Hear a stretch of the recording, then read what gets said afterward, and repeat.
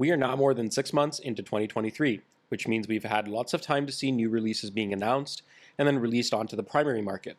Some of those releases have already made it onto the secondary market in sufficient volume for us to share updates today on their market prices. But first, let me tell you about the sponsor of today's video, WatchCharts. Are you looking to browse listings from the biggest private sales marketplaces across the web? See insights on whether you're getting a good deal or not? Manage your collection and track its value over time? You can do all this and more on WatchCharts.com, the world's most powerful watch market research platform. We'll provide you with the most accurate prices for the watches you can't stop thinking about. Dive into the data yourself at WatchCharts.com. And we'll kick things off with a watch that we covered in our July dispatch, which went out last week. If you're not already signed up for that, you're welcome to sign up for our newsletter, and you'll get those once a month, and we send those out every month. And so this one is the Rolex Explorer 40mm, reference 224270. It first showed up on the secondary market in mid-May around the $12,000 mark, and then since then has declined a little bit to come down to $10,000. And that still gives it a value retention of over 30% above its retail price of $7,700. The other thing that you might see that's new this time on the price history chart is the retail price.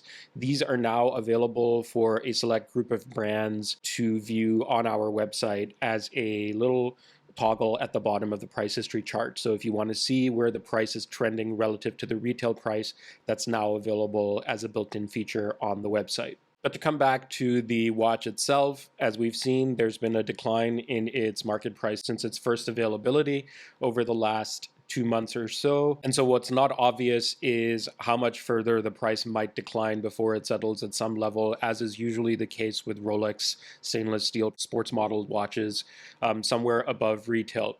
But here's a listing that's available for even less than our current market price, and this is from literally just a day before this video is being recorded from a reputable seller, which is in complete box and papers condition and essentially brand new. A different watch that we also covered in our dispatch is the two-tone GMT Master 2 126713GR-NR. This retails for $16,450 and has a current market price of $23,000. That means it's trading just shy of 40% above its retail price. And again, with this one, we saw a spike in price right around when it first was announced. And so the market range you can see was almost topping out near $40,000. But since then, it's come back and seems to have settled since early June. So now about 6 weeks around the $23,000 mark. But whether this will continue to drop further or if this is now what the premium is going to be for this watch on the secondary market, of course, only time and more data will tell. To sort of further reinforce that point, here's a listing from the 10th of July from a reputable seller on Rolex forums, which is a complete set with box and papers for exactly that amount of money.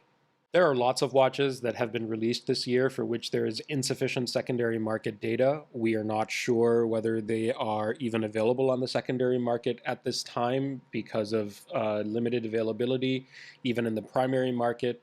And so we call this part one because we know we will have to come back later this year and do another update perhaps on some of these new releases. But until then, the watches for which we do have sufficient market data will continue covering in this video. The next one is the Tudor Black Bay 54. This is a new 37mm diver from Tudor, and it basically takes the Black Bay 58 and the Black Bay 41 design language, shrinks it down to the 37mm size, and now basically means that you can buy a diver from Tudor at 37, 39, 41, or 42 if you move to the professional line, and they really do have all of their bases covered in terms of a size preference for the customers. It retails for $3,850 and is currently trading at $4,000, which is just 3.9% above retail at this time, but as we can see from the price history chart, the market range has for some time now dipped below the retail price. And this is no different really from the trend that we've seen for any other Tudor diver 5 watch or Tudor Hype watch that has been released over the last couple of years. When they first come out, there is a spike in price far above retail, and then as more and more of these watches become available, their prices continue to drop until the market price eventually settles at some level that is considerably and significantly below the retail price. And so there is nothing about the Black Bay 54 that would lead me to think that the price trend for this watch in the long term is going to behave any differently. It just hasn't been out long enough for us to be able to see its market price dip solidly below the retail price level.